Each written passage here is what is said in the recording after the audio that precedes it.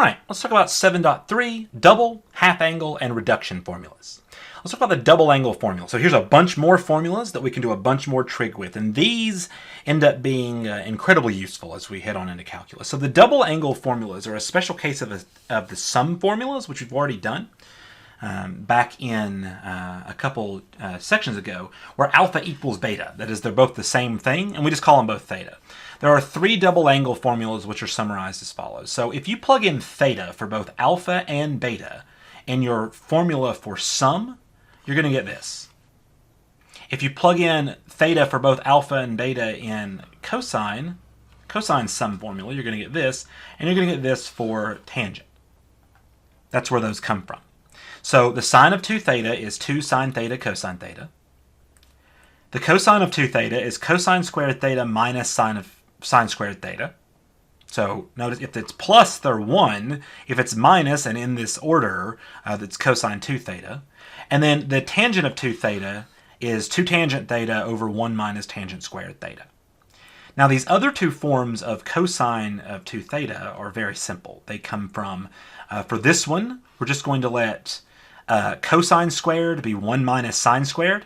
So this will be 1 minus sine squared minus sine squared. So there's 2 sine squared. You'll get that. And then for this one down here, we just let sine squared be 1 minus cosine squared, and you get cosine squared minus 1 minus cosine squared. Do the simplification, and you get this other form. So there's actually 3 different formulas for cosine 2 theta, and you get these last two just using the Pythagorean identity. That's pretty simple. So the kind of formula, the kind of questions that we get asked to use the formulas on are ones like in example 1. So let's take a look at that. All right, so let's look at this example here.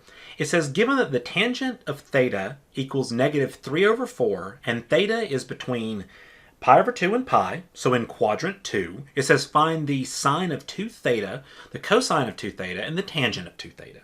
We can do that. So first, let's notice that this is indeed in quadrant 2, okay? And let's just draw the triangle. So let's draw our x and y axis here, and then let's draw the triangle. We'll draw the triangle in blue.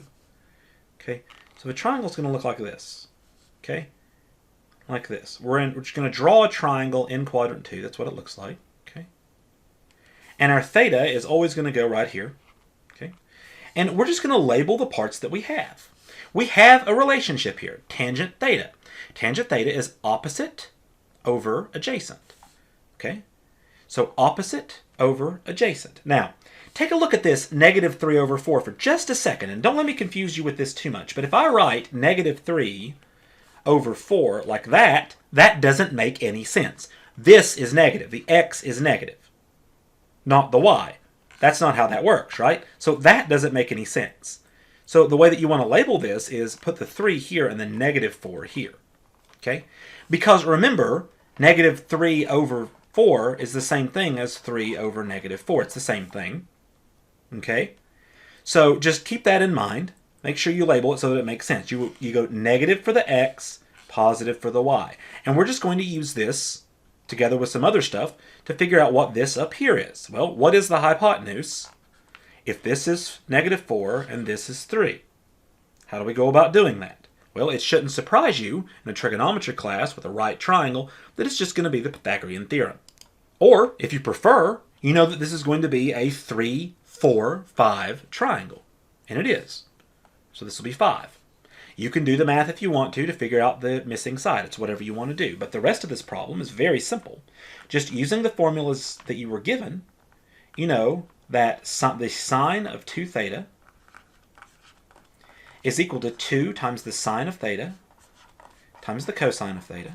And we're just going to use this triangle. So use the triangle. It's 2, okay, times the sine. The sine is 3 over 5, so 3 over 5. And then the cosine is negative 4 over 5. Now, ask yourself, if you'd messed up and labeled this so that this was negative and this was positive, would that have actually changed your answer? Well, no. You would have just moved the negative over to here, and it would have still ended up being negative, just like you want it to be. But try and label your diagram so that it makes sense. Okay? The last step here, of course, being very simple. We're just going to multiply everything together. This is 2 over 1, so it's going to be over 1 times 5 times 5. So it's going to be over 25. And then 2 times 3 is 6. And 6 times negative 4 is negative 24. Negative 24/25 is the answer to your question. Okay. Now I want to take a look at cosine of 2 theta. So cosine of 2 theta. So cosine of 2 theta is equal to, and just use the formula that you have above. And there's 3 different formulas, and you can use any of the formulas that you want to. Okay. You can use any of those 3 formulas. I'm going to use the most complicated one here in your notes. It's just cosine squared theta minus sine squared theta. Okay. So you know that this is going to be something squared minus something squared. You know that cosine is negative 4 over 5. And you know that sine is just 3 over 5. Okay. And if you reduce this down, negative 4 squared is 16 over 5 squared is 25. Minus 3 squared is 9 over 25. And then you do 16 minus 9 to get 7. So 7/25. That's what cosine of 2 theta equals to. You only have to do it once.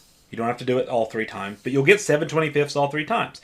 And I invite you, plug in the value that we got for sine into 1 minus 2 sine squared and see what happens. The last thing is find tangent of 2 theta. So we'll find tangent of 2 theta. Tangent of 2 theta is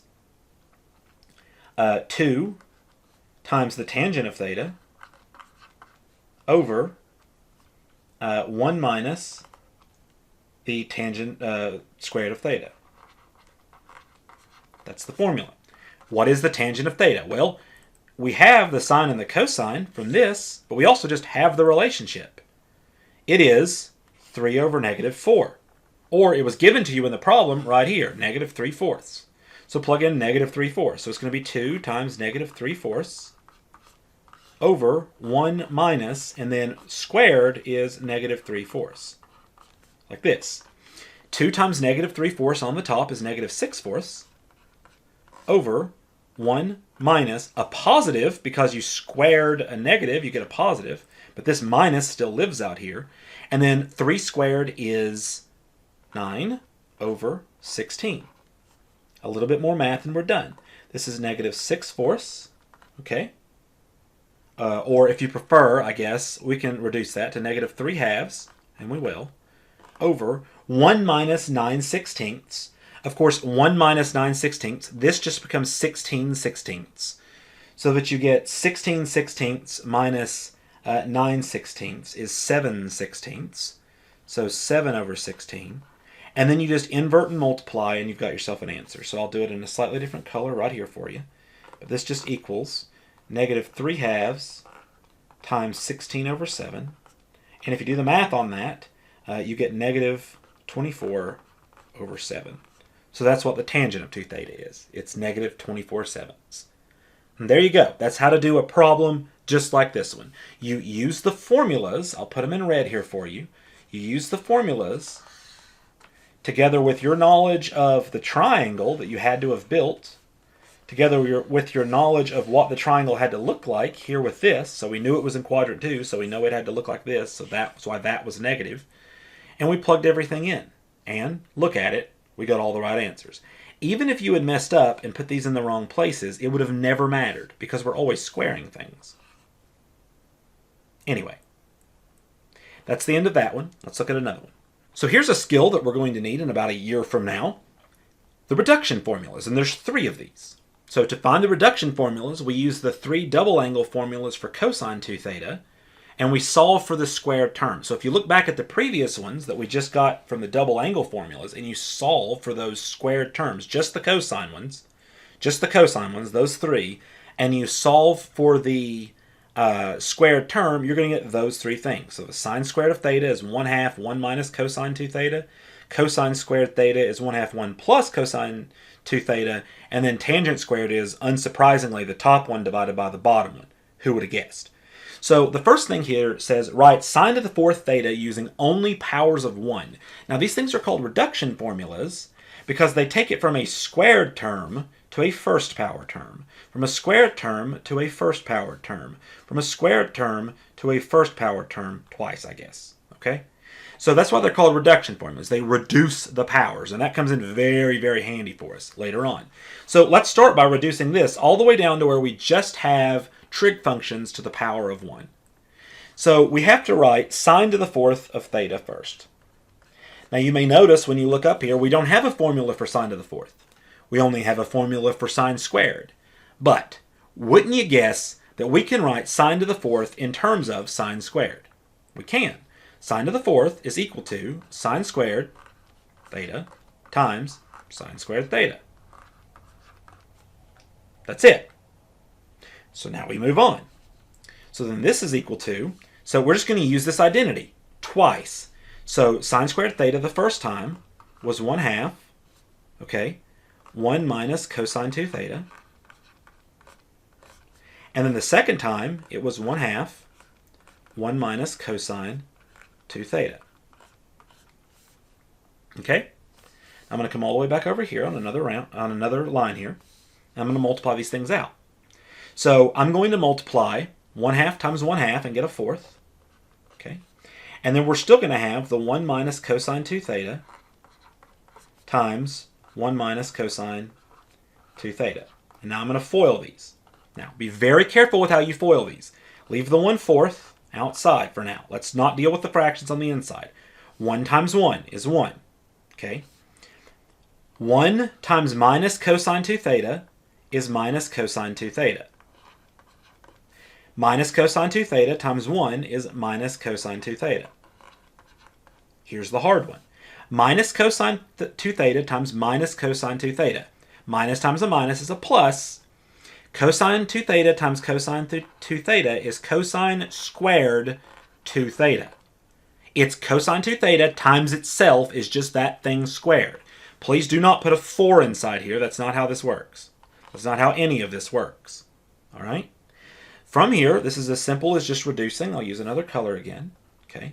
This is now 1/4, and then inside here, it's 1 minus cosine 2 theta minus another cosine 2 theta is minus 2 cosine 2 thetas. Notice how the argument is staying 2 theta all the time. That's not getting modified. Plus cosine squared 2 theta. Okay? Are we done? I said using only powers of 1, and there's a power of 2. So no, we're not done.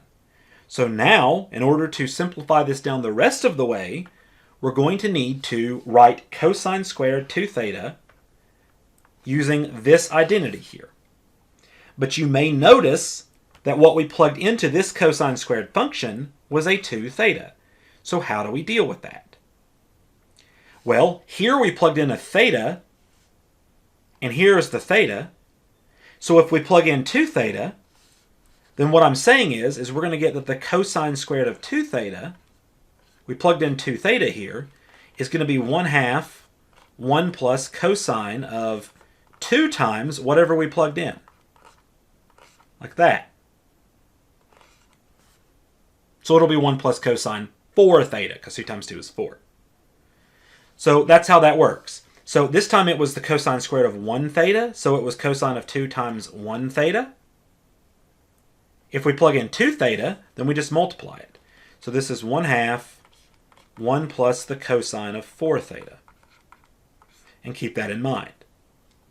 And then we'll be done. So let's write these in terms of only 1. So this is 1/4 1 minus 2 cosine 2 theta. And then we use the reduction formula on this above and that aside, and we got plus. So this must be then 1/2 1 plus cosine 4 theta. Like that. And now all that's left to do is just distribute this 1/2 in here, and then distribute the 1/4 through the whole thing. In whatever order you want to do it. I'm going to leave the 1/4 out until the very end. So 1/4 1 minus cosine 2 cosine 2 theta plus 1/2 plus 1/2 cosine 4 theta. And then I'm going to distribute in the 1/4. So this is 1/4 minus 1/4 times 2 is 1/2 cosine 2 theta plus, I could have contributed and put these two together as a 3/2 before I did this, but that's fine. 1/4 times 1/2 is 1/8 plus 1/8 cosine 4 theta. And then, of course, the last thing to do here would be just go ahead and add your 1/4 and your 1/8 together. And you'll get 3/8 instead. So here are the half-angle formulas. It's the last three formulas that I'm going to give you in this section. It's the half-angle formulas. They're derived from the reduction formulas. So if you look up at the reduction formulas, you can figure out how we get from those formulas to these formulas, which is as simple in all cases as just doing a little bit of algebra really quickly to get to this point. And then, of course, example 3 here asks us to explain the half-angle formulas for tangent of theta over 2. That's really easy. You just take sine of theta over 2, so take this term, divide it by this term, and you'll get this term here in the middle.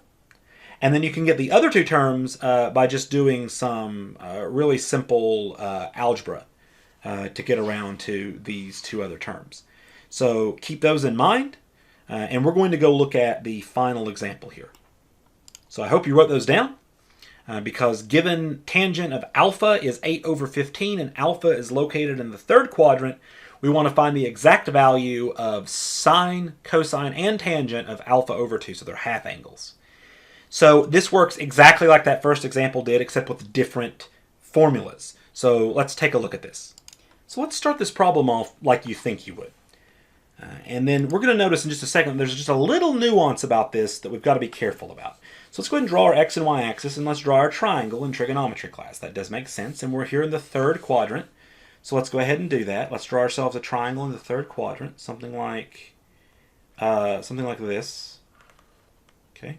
We always want to do it relative to the x-axis. So here's your angle. In this case, here's your angle alpha. Okay. And we're going to notice a couple things about this, that this, the sides of this rather is 8 and 15, okay? But it had to have been negative both times in order for us to get here. So it's negative 15 rather, negative 15 and negative 8, like that. And we know that it's like that because tangent is opposite over adjacent.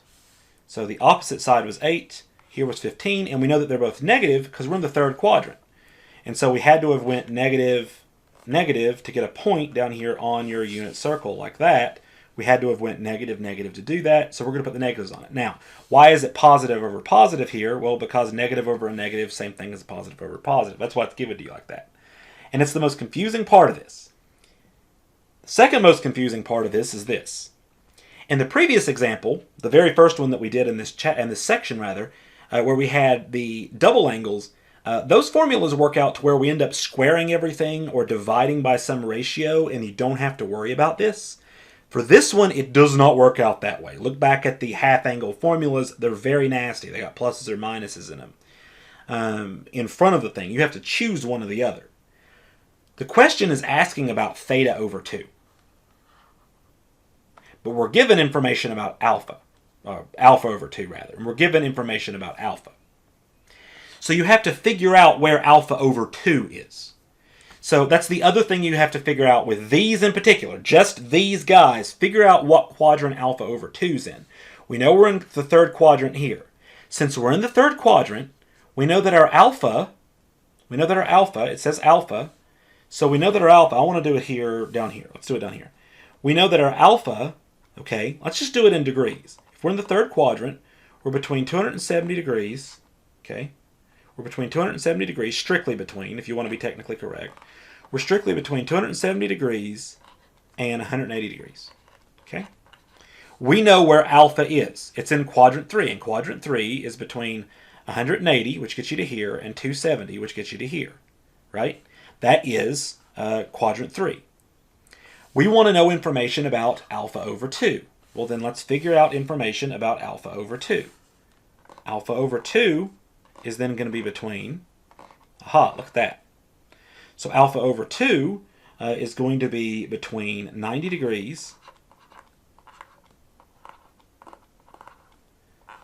and 135 degrees.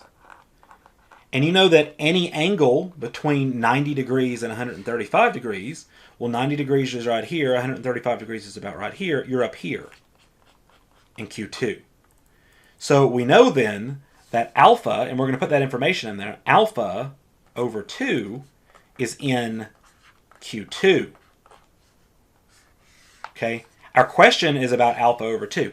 You could do the same thing for the 2 theta in the first example by doubling everything down here and seeing what quadrant you're in. It's just going to end up not mattering because you end up squaring everything anyway, so there's no reason to keep that in mind. For this one, though, it does matter. So once we've got that little extra thing out of the way, so when you're doing these half angle guys, you have to figure out where your half angle is actually at. So we've got some angle down here, but when you chop it in half, where does it end up at? Well, it ends up back in quadrant 2, apparently. That's what you're going to use to make your decisions. Now, let's look at the rest of this. So in order to find sine over 2, we're just going to write the half angle formula for sine, and then we're going to substitute your values of cosine that you found from the drawing over there, and then we're going to simplify it down real simple. So watch this. This is the sine of alpha over 2. Okay. Now, we know that that's plus or minus the square root of, okay, 1 minus cosine of alpha over 2, all under the square root.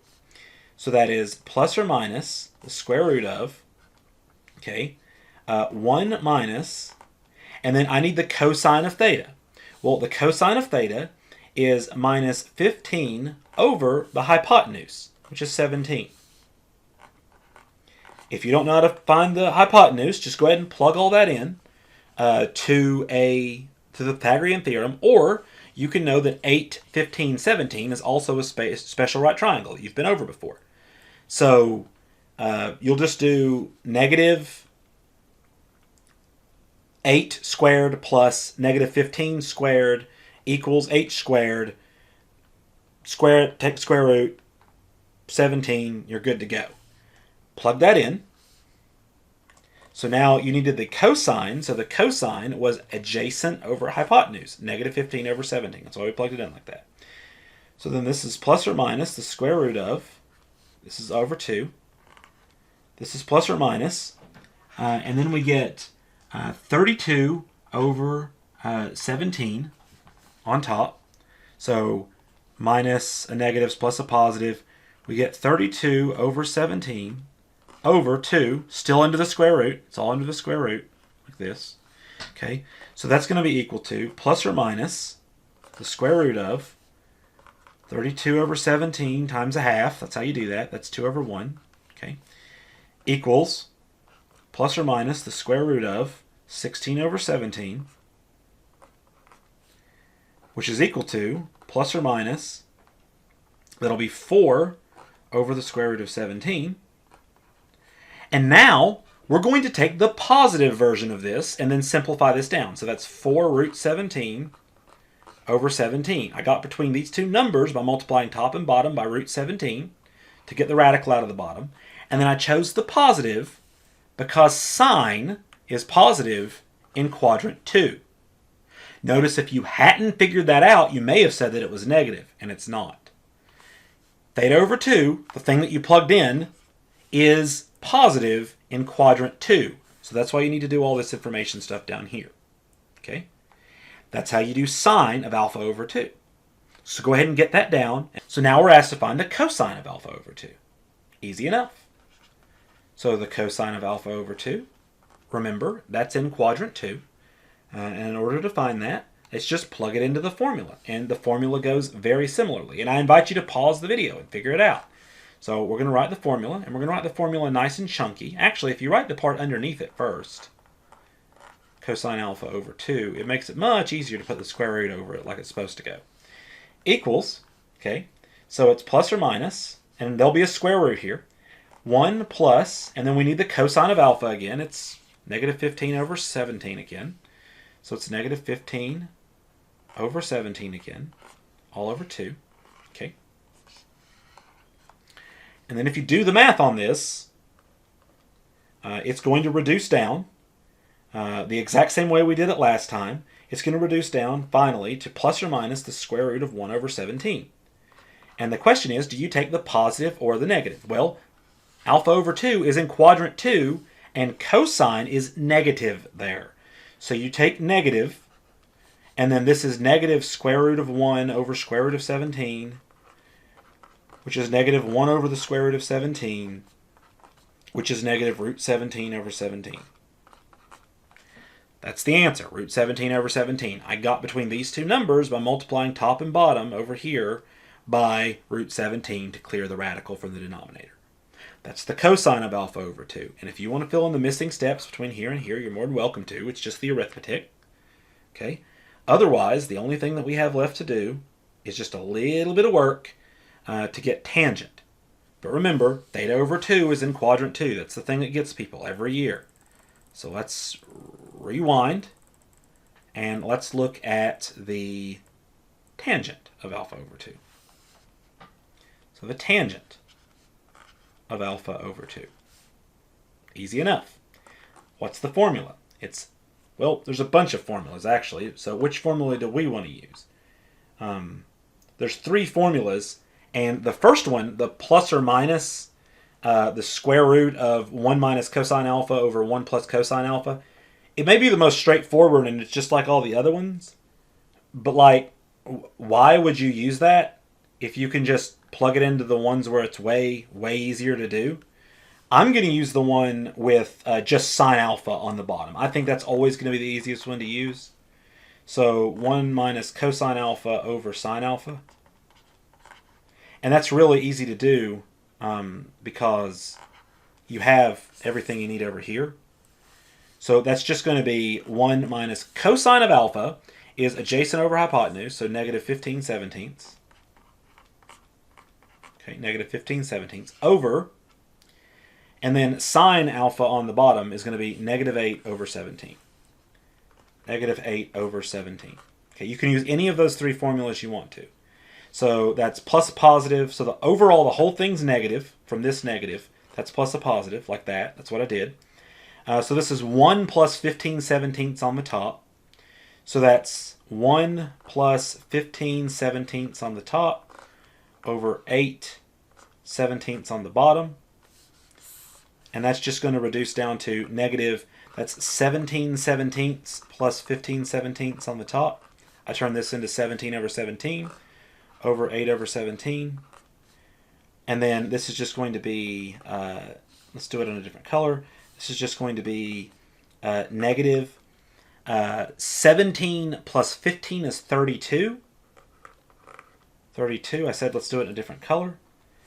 That's going to be negative on top. It's going to be 32 over 17. On the bottom, it's 8 over 17. So this is just going to be negative. If we reciprocate this, we get negative 32 over 17 times 17 over 8. The 17s cancel.